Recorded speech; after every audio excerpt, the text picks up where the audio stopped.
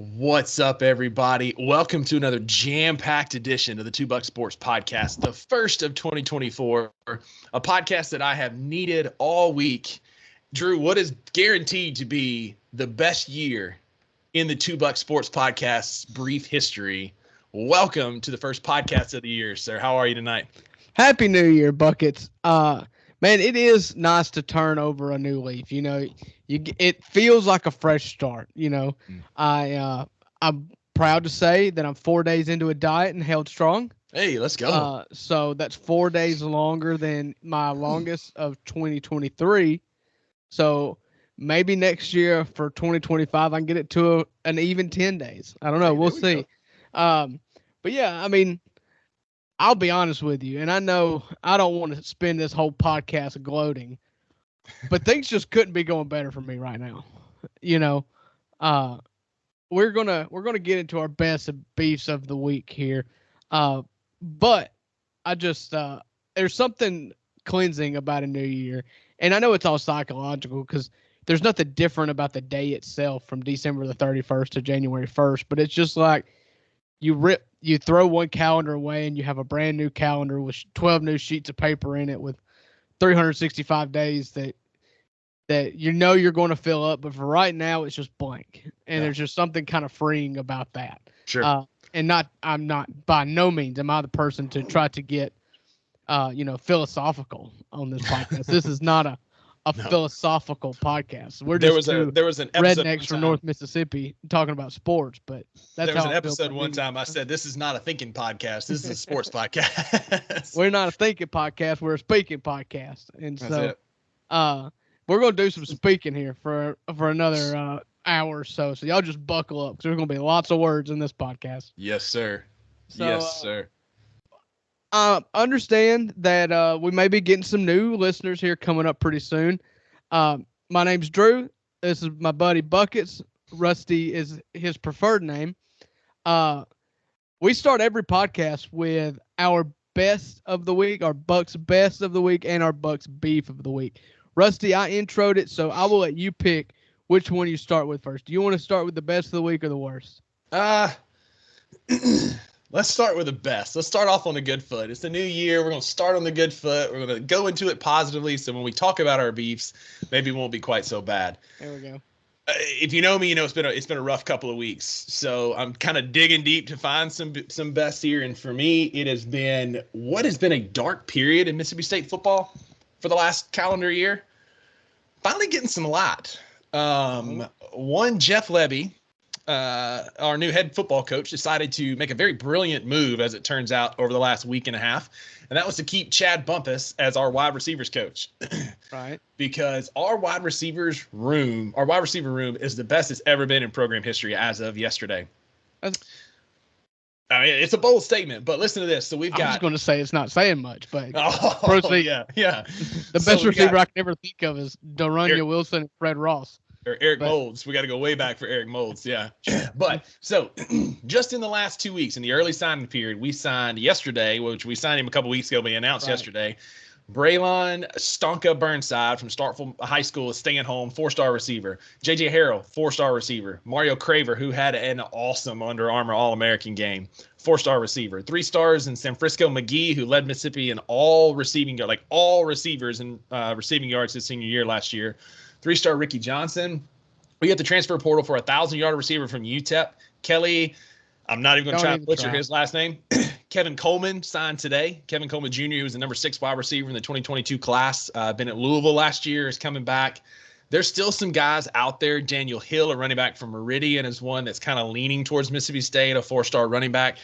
Drew, I'm picking low-hanging fruit here, but Cruton is going well right now. 2 transfer portal guys like that, hitting up 3 4-star receivers, including Stonka Burnside, who was a hot commodity, came down to State and Ole Miss and decided to stay at home, which was a big win, right? Because we let A.J. Brown leave and go to Ole Miss, and so this is a huge get. And he's already on Twitter now recruiting Daniel Hill, a couple other guys, trying to get them to come to Starkville in the late signing period, but in a week that I needed some wins, we had a good win, and now I've got another good win in some Cruton news. So I know it's early; these guys hadn't put the pads on yet, but I'm taking this as a win. My Bucks best of the week is Chad Bumpus's Cruton this past week. Let's go.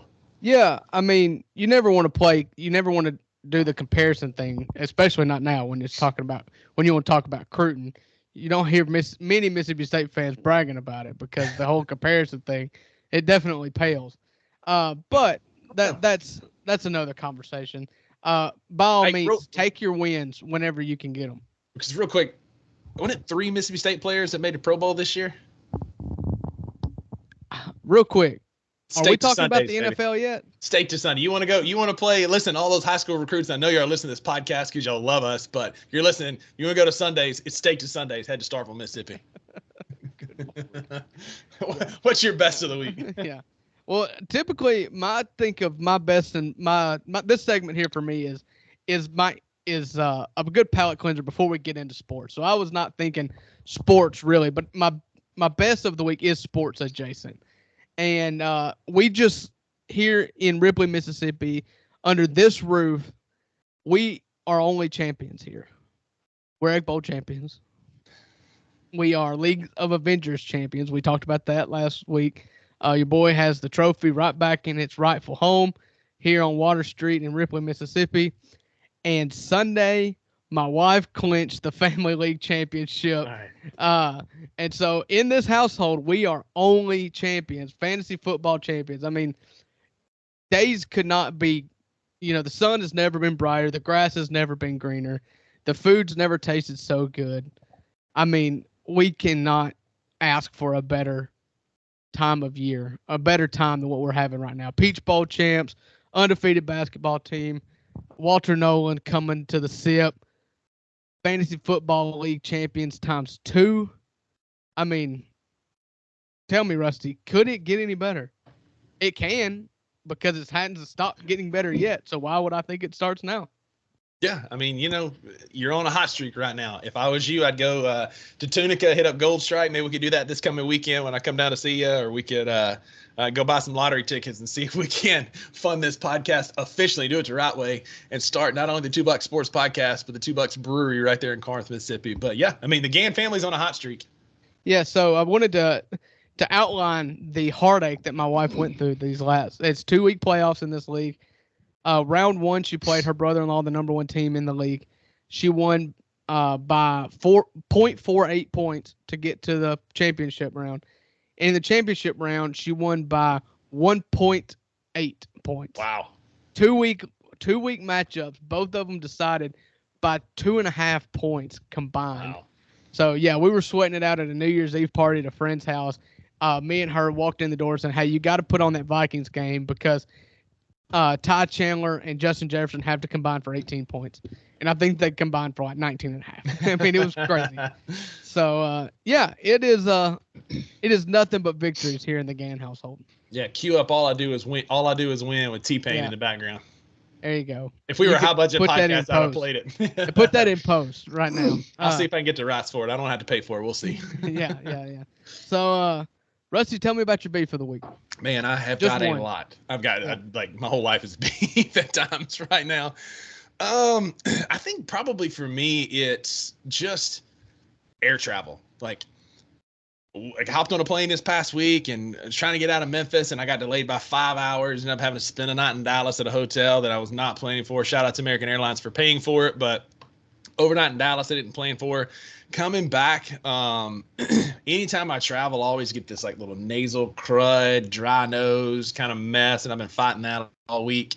So just air travel in general right now is kind of a bummer. I want to parlay this into a best because here at the 2 Bucks Sports Podcast, we believe in positivity and silver linings on everything. One nice thing about it is I was sitting next to this fella I sat next to him on my first flight. He was also on my second flight heading back to Memphis. And after I told him, kind of what was going on, I'm sitting there and the stewardess comes back. He's like, ma'am, I need 4 whiskeys, please. And he gets 4 little airplane bottles of Woodford Reserve because apparently he flies all the time. And so he just got all these points. He didn't pay for them. And so we sit back here and we talk and have a little whiskey and Coke Zero. Sorry, Mama.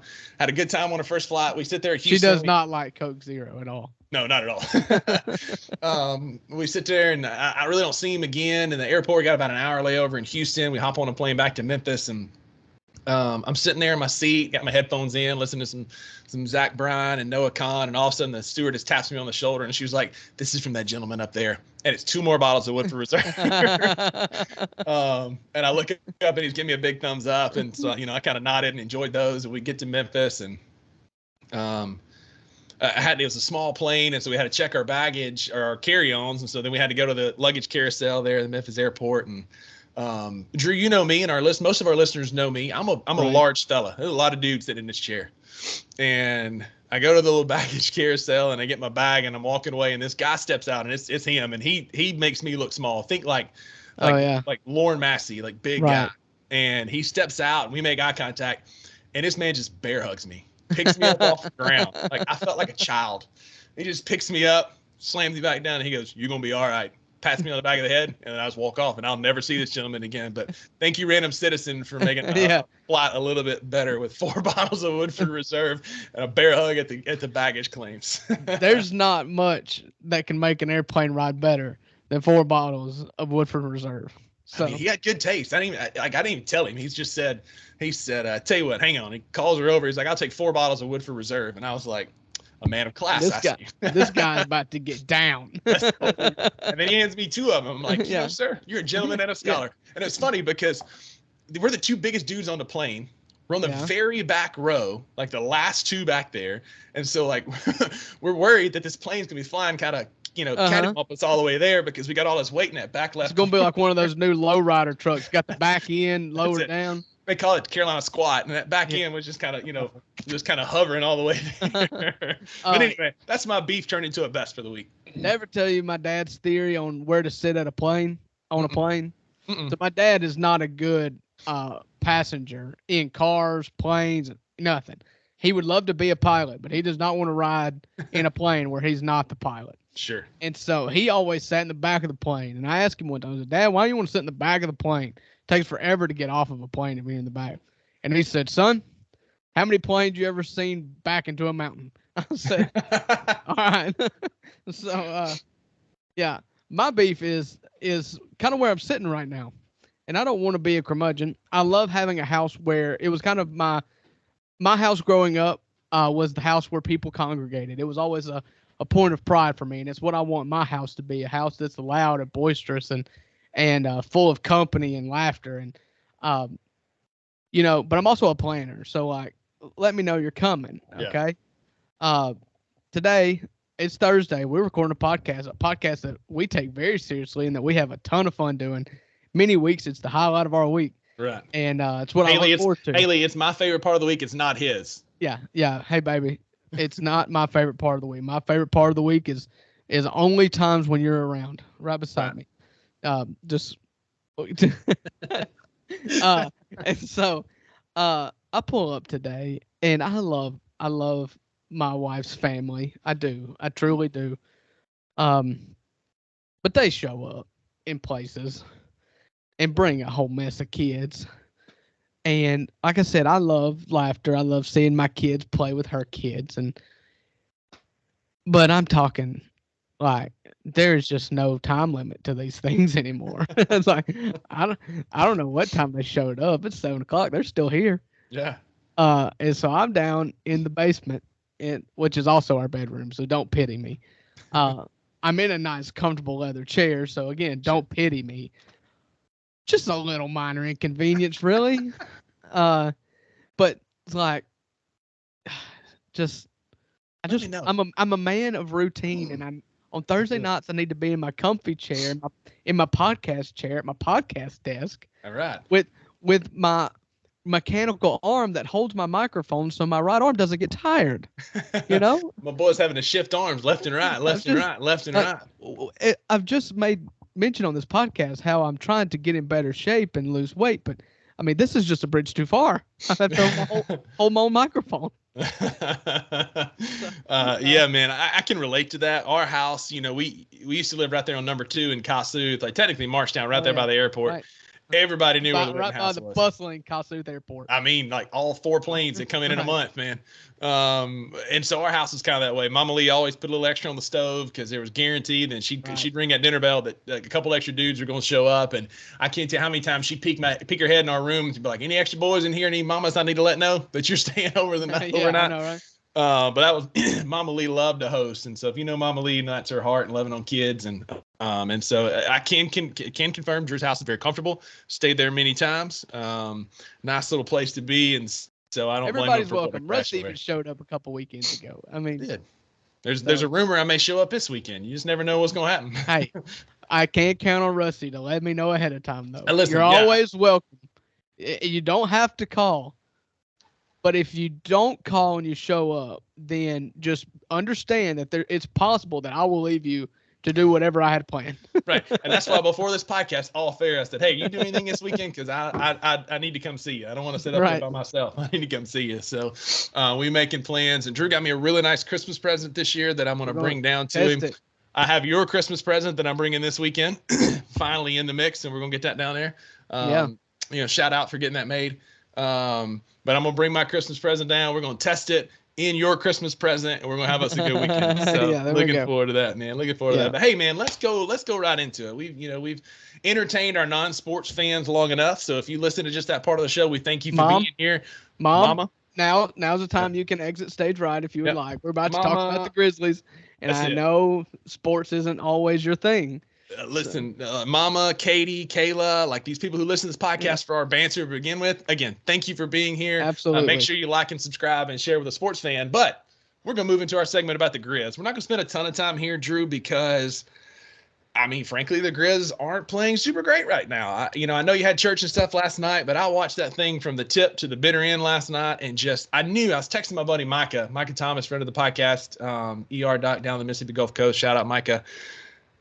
We both at almost the exact same moment sent the same text of, "We're supposed to get hurt again, aren't we?" Because we were getting our butt kicked and decided to make it a game late. And we just knew, like, it was one of those games, like I saw on Twitter last night, like, this is one of those fake comebacks. Like, we're going to make a comeback. We're going to make it competitive, but we're still going to lose. And I still have hope in these situations. Right. Because that's the sad part. How many times, Ja now has played.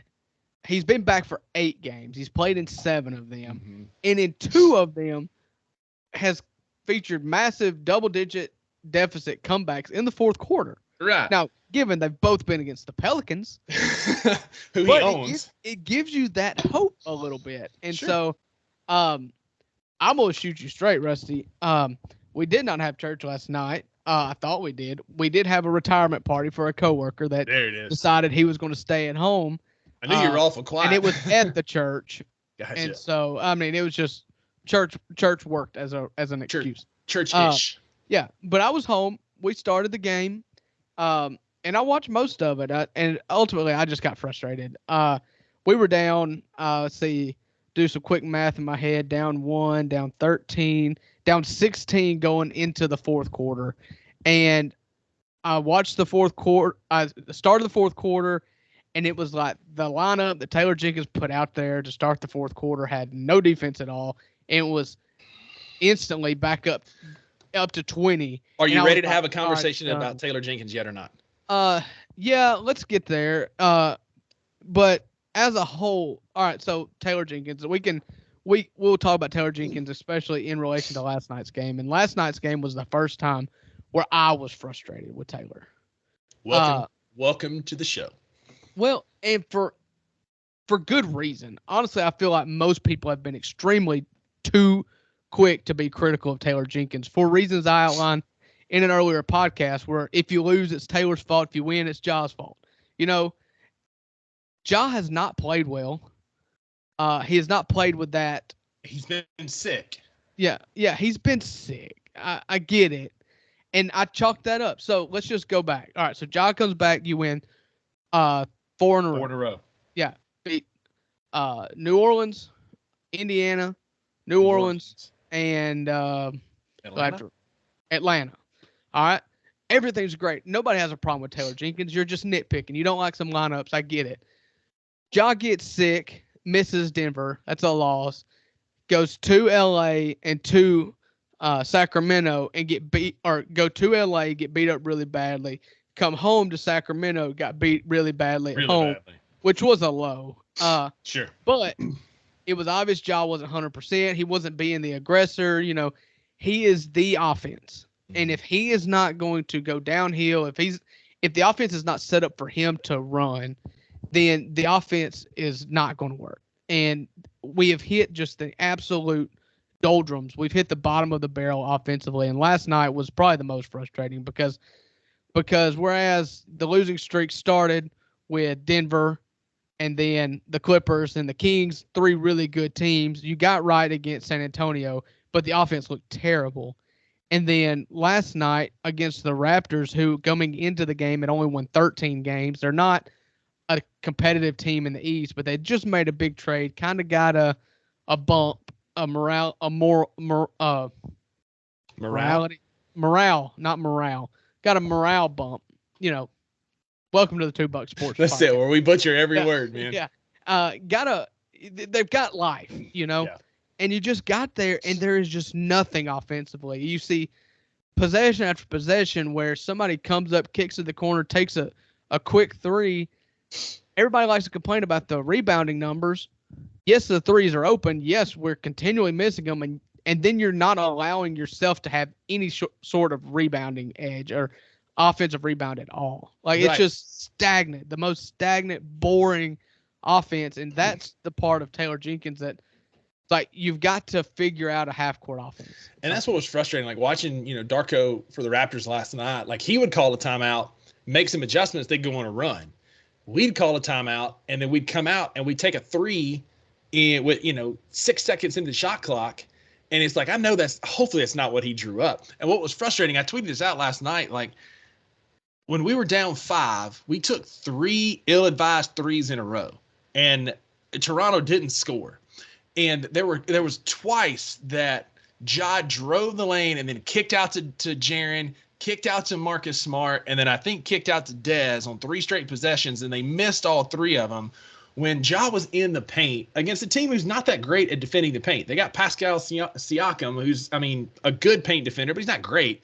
And we had opportunities to cut that lead down to 3 and then to 1 and then ultimately take the lead. But instead, we're taking these long-range shots that are not our shot last night. We could not make threes last night, yet we kept taking them. And I tweeted out and said, this is going to hurt when we lose. And that's exactly right. We had an opportunity to take a lead on 3 straight possessions where we got penetration and with a dribble drive and then kicked out for a 3 and missed all 3 of them.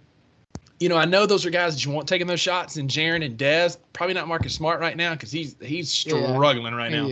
But that was what was frustrating. We had an opportunity to do what we do. Ja attacking the rim and getting some points, getting a much needed bucket, and he could. We just didn't do it. Real quick sidebar about the Raptors though. I cannot believe the Knicks let Emmanuel quickly go. That kid can flat play. The Knicks' problem is they've got too many guards. True. But he plays the same position as Brunson. Yeah, right. But, also it was fun watching Zaire last night in his Toronto tryout, hopefully, had 18 points off the bench, finished 7 for 12, 4 from 7 from 3, 6 rebounds. He's got some hopefully some life. I hope that's the film that we use as we start shopping him because he absolutely needs to be a trade piece for us to go get another big. But Zaire showed up last night. 18 points off the bench is big. Well, and the thing with Taylor for me, just to put a button on that, is that I don't really understand what's going on with the starting lineup. So, and he hadn't figured out rotations 100%, but I feel like it's because I feel like Taylor knows what works. He's coached this team for 5 years.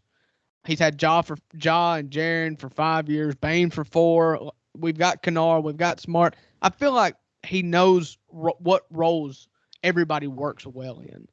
Mm-hmm. But he can't. He doesn't do he's not doing a good job right now of getting them in line, putting together a 5-man lineup that works. Right. And I feel like that's because he's tinkering. Mm-hmm. He's over coaching. Sure. And maybe that's silly to think that a detriment is over coaching, but it's just over seasoning something. Sometimes you just got to let the meat do the work, And so I think he's trying to let Xavier Tillman and Bismack Biyombo somebody win. I don't know how you go from two D&P coaches' decisions for Xavier, X, yeah, and then starting the next game, and then give Bismack a D&P coach's decision. And then I know. So last night you've got a problem. You're missing Vince Williams with a foot injury. You're missing Rose again, and so but Roddy and Conchar, your guards, only got 8 minutes apiece. And Zaire got 18, and I get why Zaire got 18. It's because he was the hot hand last night. Yeah. But it feels like you, at this point of the season, the only thing you've added to the equation is Ja. Well, Ja was obvious. Like Ja knows his role. Everybody knows Ja's role, so it shouldn't be that hard. It shouldn't have whacked the lineups that much. Yeah. By inserting Ja into the lineup, and so. You've got to. I feel like he's got to make a choice. He's got to choose that it's either going to be Conchar, or it's going to be Roddy, or it's going to be Zaire that's going to get those minutes, and then the other two just gonna have to cease to exist. Right. You know? And so that's what's frustrating too, especially in the post-game interview. Like, we're 34 games into this season, and he's coming out saying, I didn't get the guys motivated. We were flat.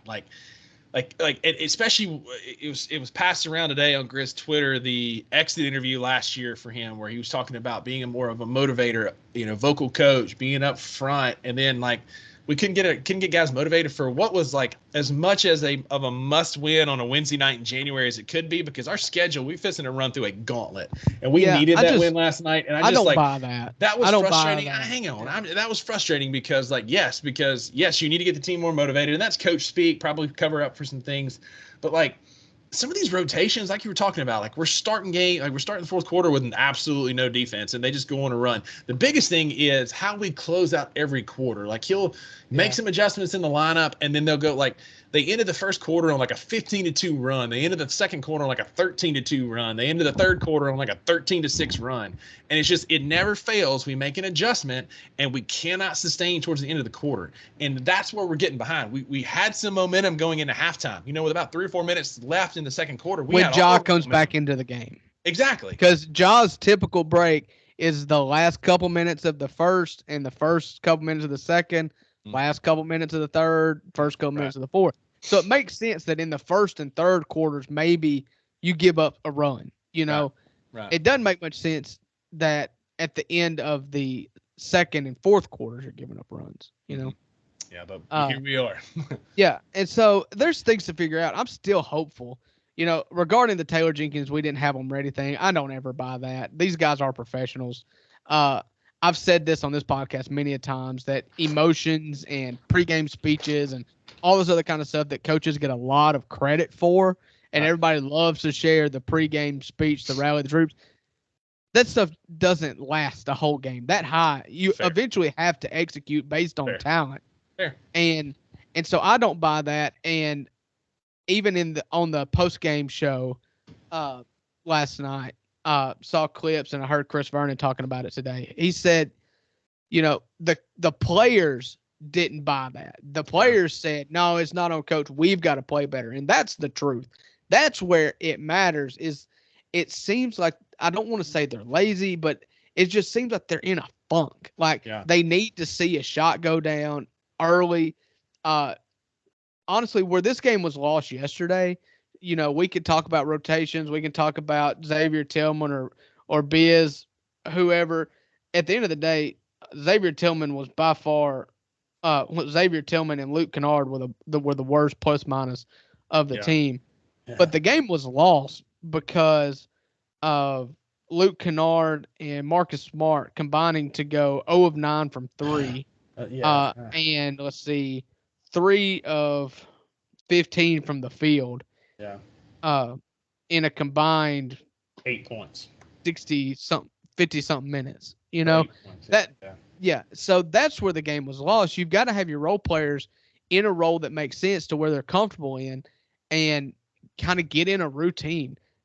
Luke Kennard, since coming back from injury, has been a really good 3-point shooter. Mm-hmm. He just didn't have his night last night, and he's entitled to have an off night from 3. Sure. We're talking about 3-pointers like you should make 60% of them. No, the best ones make 40, and he's making 40. It just, the last night went more towards the 60% odds. Right. Right. Yeah, for sure.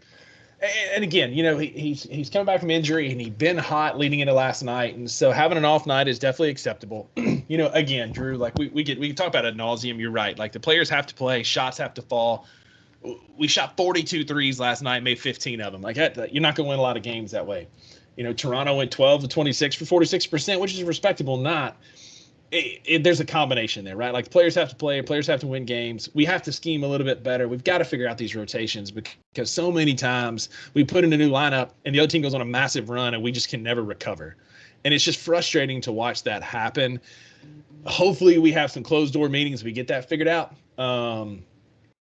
And we'll go from there. We'll see. Taylor Jenkins has a chance to turn it around. We've got people getting healthy. I think Vince Williams is probably just like it's foot soreness, but it was probably a rest night because he's been playing a ton of minutes lately. D Rose is concerning, but like we got him there as he's like Vince Carter, right? He's going to play a few minutes a night, but he's that veteran presence we need in the locker room. But backup point guard has been a problem. It has. You've got to have somebody play that role. And so I want to kind of parlay that into, there's a lot of rumors floating around. We got the trade deadline in a little over a month away.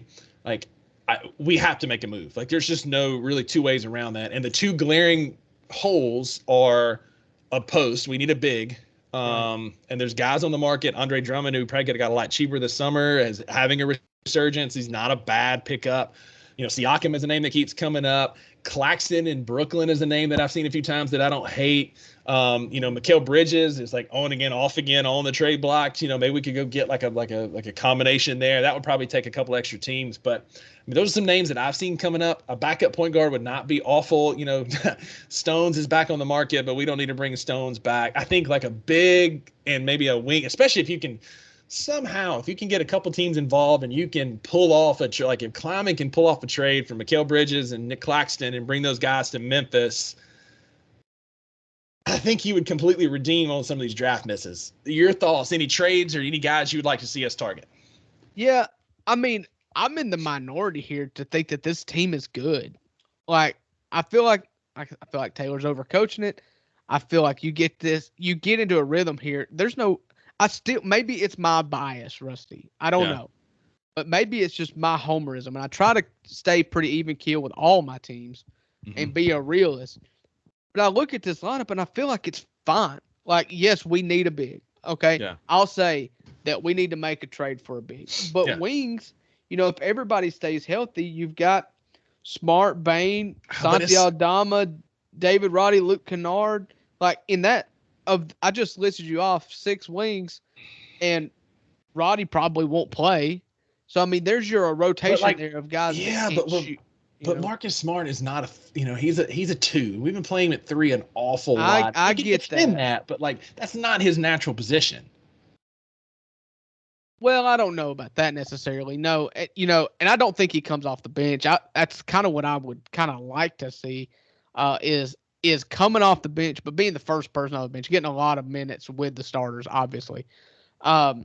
We need a big. I'd like to consolidate. If you could consolidate and get a really good player, that would obviously be awesome if you could consolidate. I just don't know what the market is for our guys at the bottom of our bench right now. I mean, if you watch our film, it's probably not going to be great. Yeah, but I tend to think if you can get a really solid big man, either a Steven Adams clone or somebody like I love Clint Capella or Nick Claxton, those guys that can finish lobs and set screens and work really good in the pick and roll game. Yeah. Then obviously I think that's good. I think that's one thing Jared needs to be better at is setting good screens. Yeah. Well, yes. Off ball. He's got to be a better screen setter and roll and pick and pop. But he just kind of stands on the corner, which kind of our whole team does that. Stands on the wings. So just gets out of Jaws' way. Yeah. I mean, I'm always in favor of getting better players. Sure. I don't have a name or two. I know Kelly Olynyk is like the name on Grizz Twitter right now. I think that would be a smashing. I think it'd be a smashing success. I do too. But again, you're talking about on championship teams, your 6th or 7th best player, which we need that. We need help underneath the basket. And so, I mean, maybe give me Kelly Olynyk or put all your chips in on a Clint Capella. I mean, an Olynyk, like a a Ja, Dez, Marcus Smart, Jaren, Olynyk lineup that's pretty strong, man. And we've Yeah, had because good Olynyk can shoot. Yeah, we've had good success with big white centers and Mark. Marcus All, we've had some success there. Foreign centers. Yeah. Foreign centers. Shout out to our Canadian brethren there. But I like the Olynyk trade. I like Clint Capella. That's a great name. Claxton is a guy. He's not like super sexy, but he can play, man. He can rebound. He's not Bismack Biyombo, which is huge. But I was thinking about that today. I was at an indulgence today at work, and one of the things I realized is I miss watching Steven Adams play basketball. Yeah. And the thing about Steven Adams, Big Kiwi, if you're listening, man. Yeah, it was his style of play was so subtle that like if you didn't know what you were looking for, sometimes you'd miss it. Right. But like just his ability to set hard screens to get Ja that runway, or I loved the double screen. It was my favorite thing that Steven Adams ever did, where he would set the screen at the top of the key, then he would roll and then screen the same guy again for the layup. Like that's the thing. He was a good passer, savvy, high IQ guy. Yeah.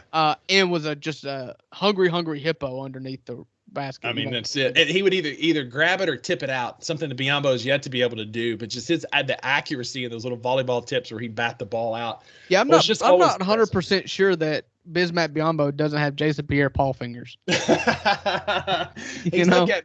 get to college football here in a second, but he's like a Texas kickoff returner with a cast back there. Like, what are we doing here? Like, he's just like thumping off of one hand. One of my favorite football players of my childhood was Patrick Willis, and he played a half a season with a dang club that he would just punch balls with. That thing was a cantaloupe on the end of his hand, on the end of his arm. And that's what Biyombo has. Like, if he was on Madden, his catch rating would be like 12 because those hands, I swear, LeBron does the whole chalk thing. I swear Biyombo gets some Crisco and like rubs between them digits because he cannot hang on to a basketball. Yeah. Man, it's the wildest thing. I watched left tackle, Pro Bowl left tackle Laramie Tunsil run a route and catch a touchdown in the Peach Bowl in 2015. Yeah. And he has got great hands. Yeah. Maybe he's available in the offseason. I mean, that was kind of like the urban legend when Laramie Tunsil, total sidebar here. When Laramie Tunsil was at Ole Miss in Oxford, said he was almost as good of a basketball player as he was a left tackle. And he is the single best left tackle I've seen play college football in the SEC. And so, anyways, Laramie Tunsil, come be a Grizzly. We just need a big lug. That's what we missed. Like when Steve-O was when he was with the Thunder, like you hated that guy because he was their big lug. Well, now he's our big lug, and I miss him. You always thought he was a goon because you only watched him play 5 times a year, unless you met him in the playoffs. And you hate him every time. When you watch him 82 games a year, it's like this dude's irreplaceable. I mean, that's it. Like he is the cog that make like as much as our team goes through 12. Big Kiwi is just as much a part of that. Like it's showing so much because last night, like we got the best ever last night, and this makes me sick thinking about. Last night was the first time in franchise history that our big three have gone for 20 plus and we've lost. We were 7-0 going into last night when Ja, Dez, and Jaren go for 20 plus and we lost last night. In franchise history, or in the history of those? No, in the history. I thought it was. Those guys. I don't know. If I'm not mistaken. Your stat.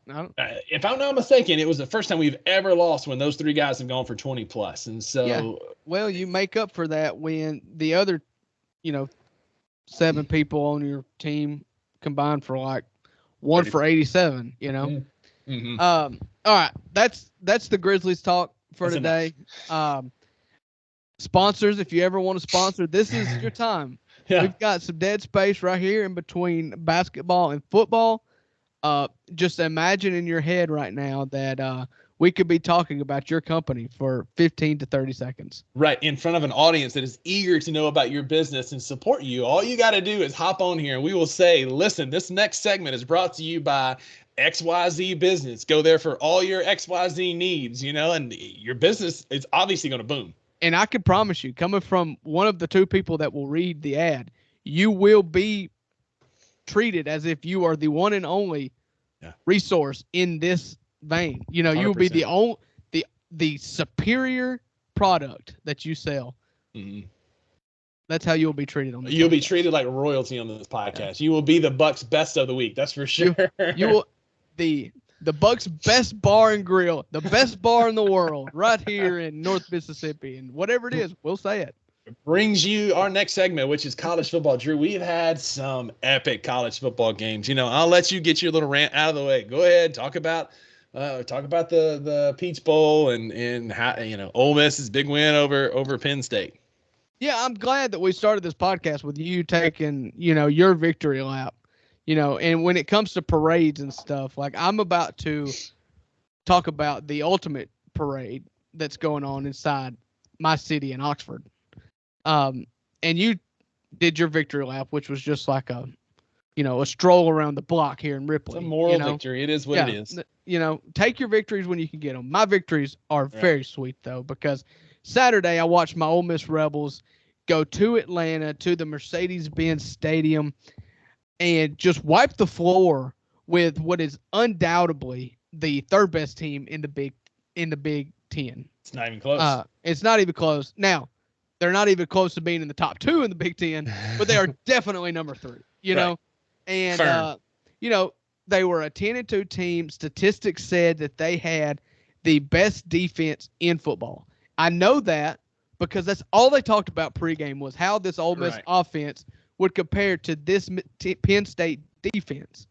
A defense that was missing 2 cornerbacks. You can't talk about bowl games without talking about potential opt-outs or the people who did opt out of the game. And it is a footnote, but it's not an asterisk because comparatively speaking to the rest of the bowl games, Ole Miss and Penn State fielded relatively a whole team. And they proceeded to put on a really, really solid football game. You saw games like the Orange Bowl with Florida State and Georgia, which was just nothing. Nobody cared about. Ohio State did not care about that Cotton Bowl. Ole Miss and Penn State were 2 teams that cared, and that game got really sideways. I was really scared for the first 2 drives because Ole Miss goes 3 and out. There was an interception that turned out to be hit the ground, so Ole Miss punts. Penn State just right down the field, just gashing us on the ground, running right between the tackles, off tackle, however they wanted to run the football. They ran it down Ole Miss's throat into the red zone, and for some reason, James Franklin decided to start throwing the ball. And Drew Aller, he finished the game 19 of 39 for 295 yards, 2 touchdowns, and a pick. And even those stats are way overblown compared to what I saw because he was trash. He was no good at all. And they just kept trying to get him to throw the ball. And it was fine. It was understandable late because there got to be a pretty sizable margin. But early in the game, they could have rushed the ball all day long against Ole Miss. But Ole Miss found their footing. They held that first drive to a field goal and then got the ball back and scored. Jackson Dart had his best game as an Ole Miss Rebel. That pass rush was in his face in that first drive. He could have folded. Yeah. And props to Lane Kiffin. Props to Charlie Weiss Jr., the offensive coordinator. The 2 of them in tandem put on a masterclass of play calling against that Penn State defense on Saturday. It was truly stunning how they were able to take what Penn State was doing, and they were rushing all day long and leaving their corners exposed in one-on-one coverage. I said leading up to this, Penn State was down their best 2 corners, and so Trey Harris had himself a day. Trey Harris went 7 catches for 134 yards, and the offense started with Trey Harris because we were not running the ball well. Dart was not able to stand in the pocket and throw the ball, but those quick slant routes to Trey Harris, there was 3 or 4 of them in the first 2 drives that really opened up that defense for the Ole Miss offense to attack.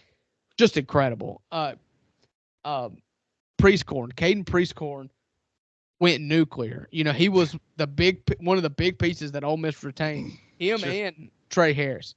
They made it a focus that they were going to keep their guys that were difference makers on offense, and they did. Got Prieskorn in. He went 10 for 136 and 2. Just an absolutely incredible game. Kiffin and Weiss Jr. had just an immaculate performance on that offense. Really, the game ended up being 38-25, but that last touchdown was late. It was meaningless.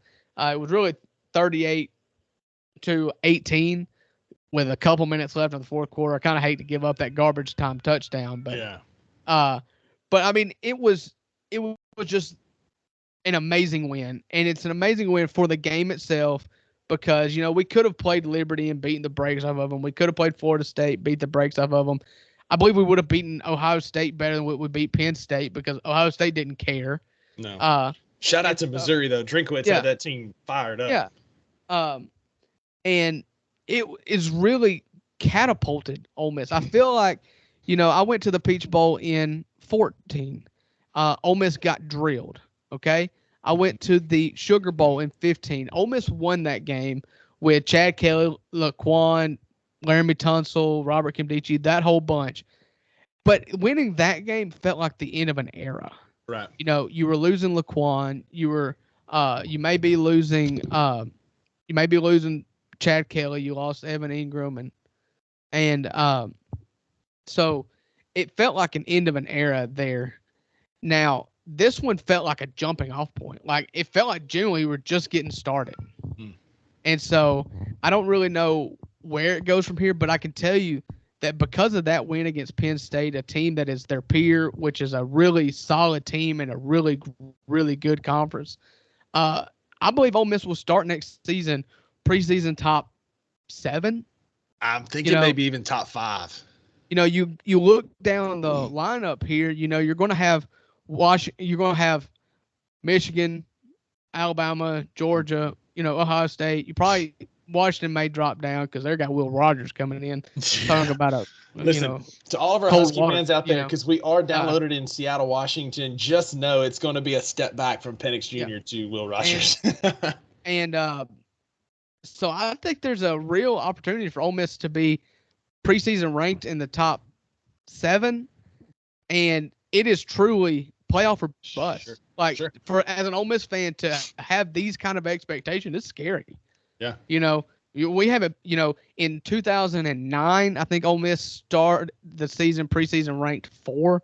That was Sneed, yeah. Sneed for Heisman, baby. And Houston Nutt did not handle expectations well. They crumbled early underneath that boulder of expectation. Lane, he's been there. He's been in that Alabama system. He's been in the NFL locker room. I feel like he knows what he's doing in this situation. And so I'm really excited to see what that translates to next Labor Day. Real quick thoughts on Quinshon Judkins being in the transfer portal today. Yeah, so there's always been some rumors, and by all means, transfer portal giveth, transfer portal taketh away. I told you I was not going to think ill of any player that left or any player that I didn't want you to think ill of any player that left Mississippi State, right, or that come in. Right. I don't like the unlimited transfer rule, but that's not the conversation we're having right now. Right. Quinshon Judkins is great. He's a really good running back. However, last year he kind of did this song and dance that he did this year. And what happened is, you negotiate a number, an NIL number, it's agreed upon, then he wants it restructured, and it's just there came a back and forth there. Sure. That was very untenable. And the Ole Miss staff ended up saying, hey, man, if you want more, go get you more, and kind of wash their hands of it. Mm-hmm. And I think it was best for both parties because the post-mortem of, once it came out that Quinshon Judkins was leaving, people had a lot of tweets to fire off about background. And that kind of happens throughout a season is a lot of reporters, they'll unload the clip at the end of the season, everything they've heard, all rumors. And what happened was he just didn't seem to be the model teammate. There was clips of him that came out during the Peach Bowl of him just yelling at offensive linemen. Mm-hmm. He just seemed constantly unhappy with the O-line play. Just wasn't the kind of person that you want in a locker room. And couple that with, we've talked on this podcast before, leading up to the NFL season, the running back market is not what the running back market once was. And if you see that in the NFL, that running backs aren't getting paid as much and they're not as valid of a commodity as they once were, that has trickled down to college sports as well. Yep. Like if you have a good O-line, you've got a good offensive scheme, you can plug a running back in. May not be Quinshon Judkins level natural ability, but you can have an effective running back. And I think that's what they're going to do. The first name that I saw that hit the Twitterverse and hit my text messages regarding a potential replacement was homeboy from Alabama, McClellan? Jace McClellan. Again, everybody's tampering. Right. Who knows? I can tell you this for a fact, is that this did not come as a surprise to Lane Kiffin and Charlie Watts Jr. It did not come as a surprise that there's a possibility that there's a life. You've got to figure out what to do after Quinshon Judkins. And so I believe there's a plan. They've been very systematic and very organized about how they attack this portal, and I think there's a backup option out there. Yeah, I mean, you're right. Like, at this day and age, like, when your guys are leaving, who's going to be available, because, like, you're right. Like you said, everybody's tampering. It is what it is. You can't cry wolf because everybody's doing it. It's just the nature of college football right now. So, again, you don't let a guy like Judkins walk without having a backup plan, A. B, this could also be him trying to get more NIL money. And Ole Miss has to decide, is this guy worth paying more money, or are we going to use this money to get somebody else and address some obvious offensive line? I will say, I don't think that there's a path back for Judkins. At this point, everybody's kind of went nuclear on him, and which it makes me uncomfortable because I don't like seeing that done. Ole Miss Twitter was a dark place today. Yeah, but however, you've kind of got these expectations now, and you're here, and you're just like you're at that point where no one person is going to keep us from achieving our goals. 100%. And in that system, you can plug somebody in, and they'll get, they'll be a 1,000-yard rusher in that system pretty easily.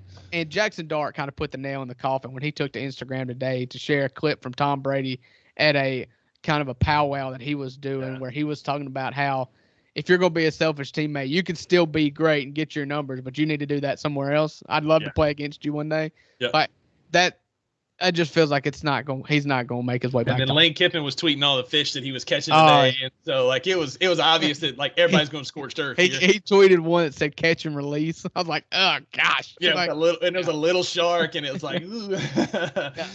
But yeah, like you said, man, he's going to land somewhere he can get paid. Probably at Alabama, probably Texas, somewhere like that, a big time program. Auburn, is that where you think he's going? He's from Montgomery. That tracks. That tracks. Auburn was the school late that's tried to make a run at him, and that was going to be Harsin, I guess, was coach at that time. Yeah. He was a good recruiter.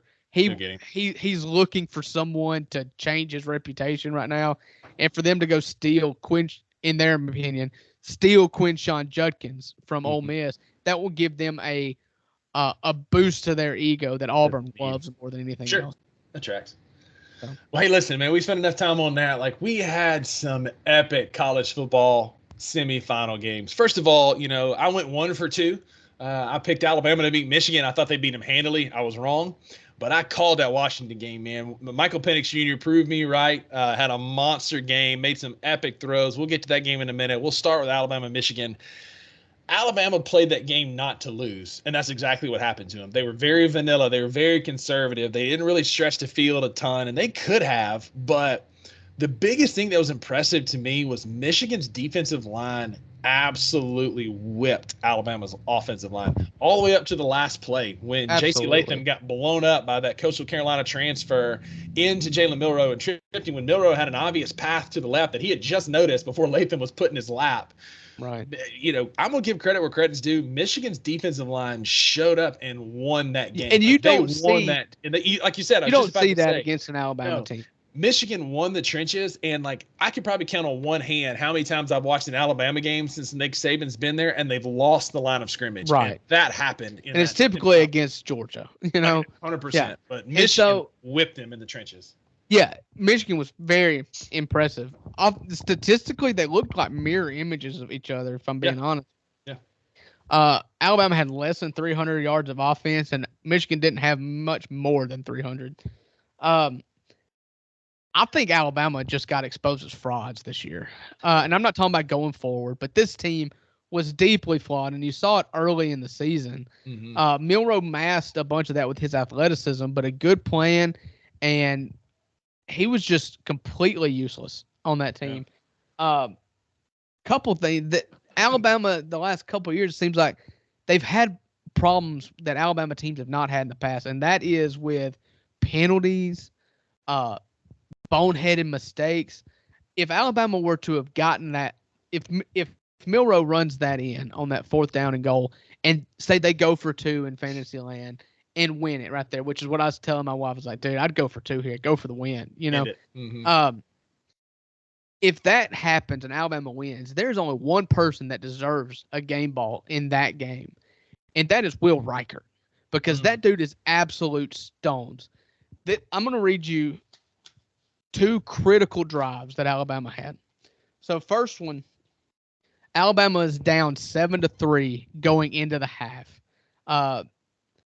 It's 3rd and 3 from the Michigan 25 with 24 seconds left to go in the half. So right here, incomplete pass, and you're kicking a 42-yard field goal. Yep. Instead, Milroe gets sacked. Will Reichert bails them out by kicking a 50-yard field goal, sinking it. Okay, flash to the 4th quarter. Bama's up 17-13. It's a touchdown game. If things get squirrely here, Michigan can go score, win instead of tying. 3rd and 9, Milroe gets sacked again on a critical 3rd down, and Will Reichert kicks a 52-yard field goal to put him up by 7. If he doesn't hit both of those, gave Will Reichert the hardest field goals possible. Right. They could have been much easier situations, but instead Milroe gets sacked twice to force 2 50-plus yard field goals, and without Will Reichert, they have no chance. Right, especially in years past, because Nick Saban has struggled to have a decent kicker. Yeah, my whole life, all I've heard is, imagine if Alabama had a kicker. Well, they got one now. And just to show that, you see them lose a game in the playoff in that fashion, and it makes you go back and look. Like, Alabama should have never been in this situation to start with. They lose at home to Texas, and then they go to Jordan-Hare and have the most boneheaded win of all time. They should have lost that game 8 times against Auburn. They should have never been in this position anyways. They are a 2-loss team. Mm-hmm. That's what they numbers should be. If Hugh Freeze takes his head out of his keister for 5 seconds, if the Auburn punt returner does not muff that punt and then give Alabama the ball back, and then give Alabama back the ball again with a 4th and 35, and then they play only rush spy and rush 2 people. Right. Like, Alabama should have never been in the playoff, and I blame Auburn for this. Like, Michigan has been the ultimate heel. Harbaugh is the perfect guy to root against. There's no doubt that 90% of America is rooting for Washington come Monday night. But Alabama just had SEC should not have been in this at all. And I guess you can blame Jordan Travis's ankle for that. Yeah, I guess so. But again, giving credit where credit's due, Michigan won that football game. They tried to lose it too. They did, man. They did. They tried to muff it. I thought that they were going to give up a muff punt touchdown to lose the game right there. Yeah.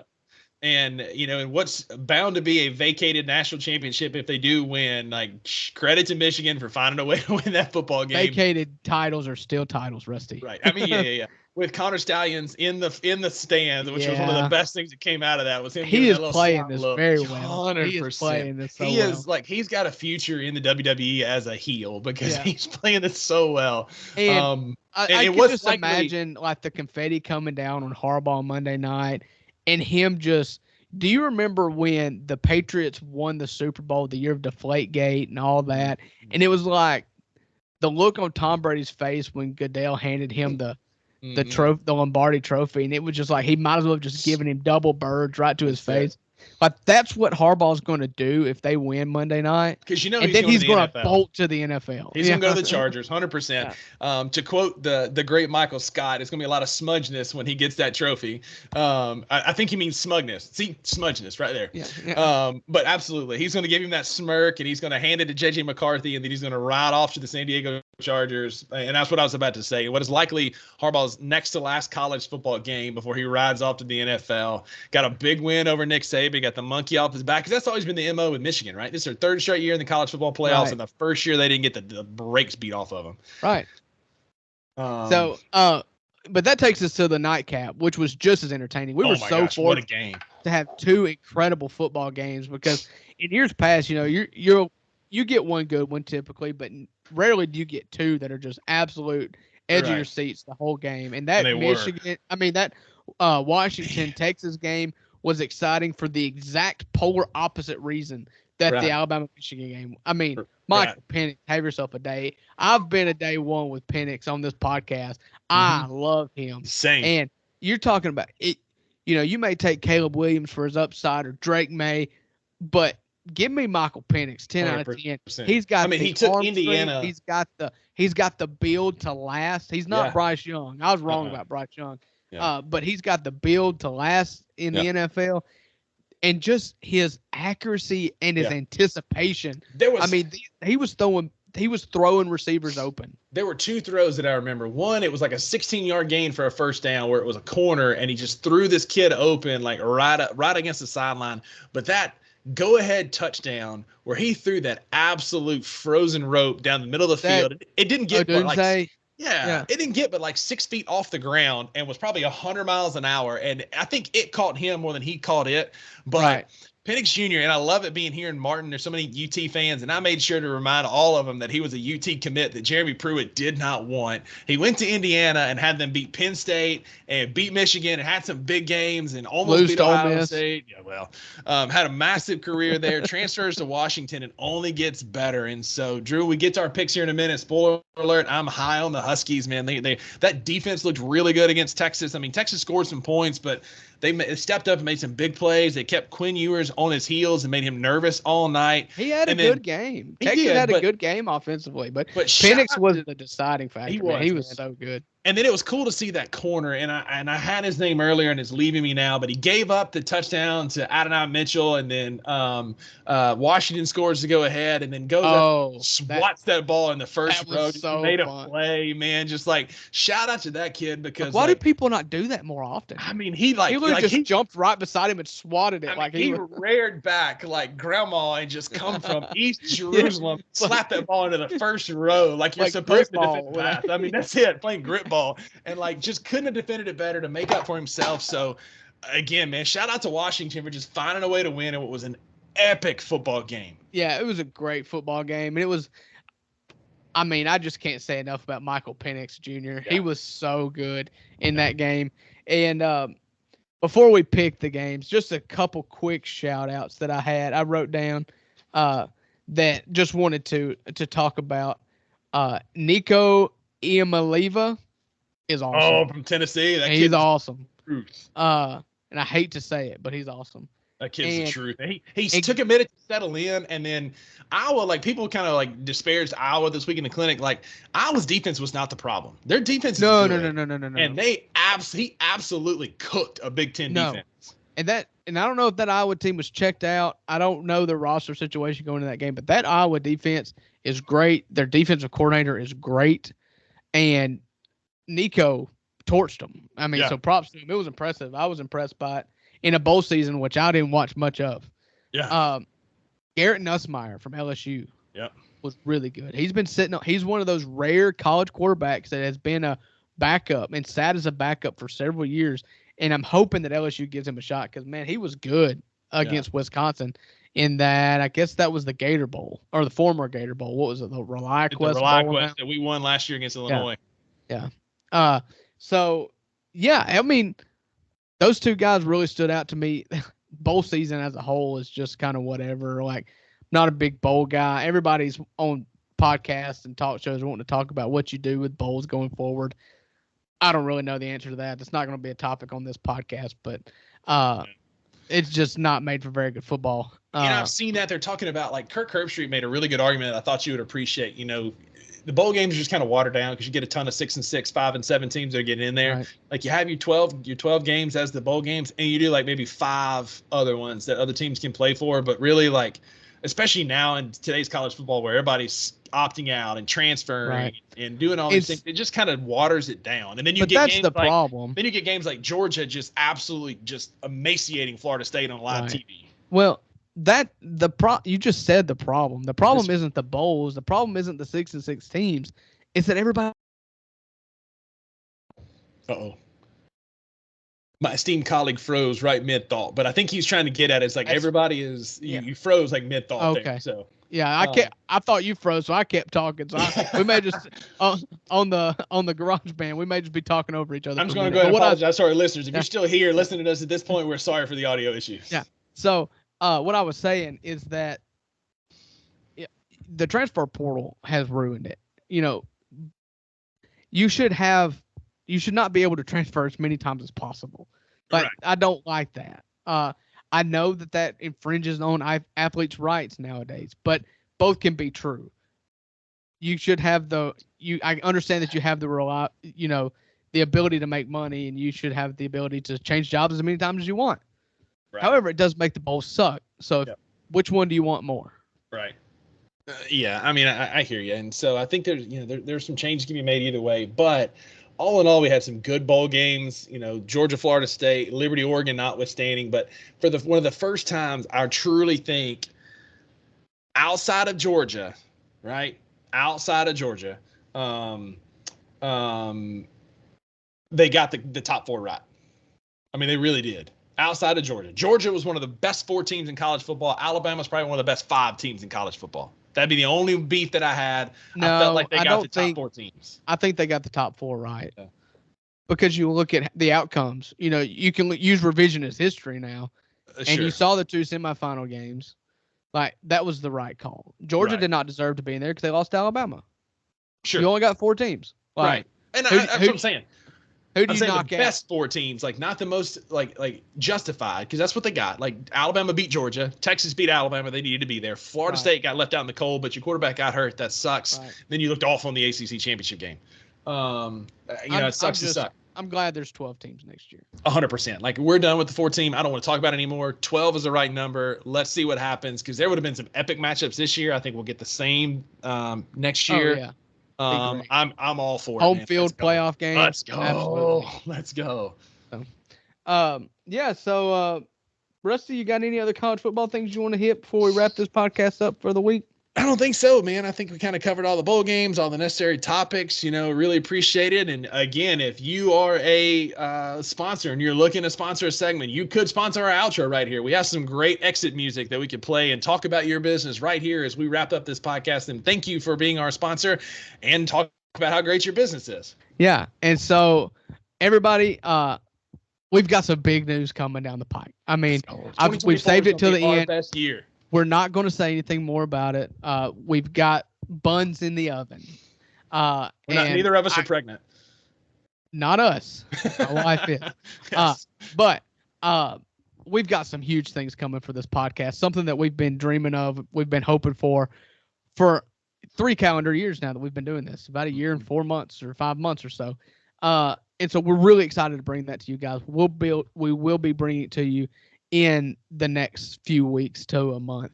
But in the meantime, continue to download our podcast, the number 2 Buck Sports Podcast, on Apple, on Spotify. Find us on Instagram. Find us on Twitter, the number 2 Buck Sports Pod. Interact with us. We love to hear from you. And until next week, Rusty, play our music. Let's go. Enjoy it, buddy. We'll talk to y'all next week. See you guys.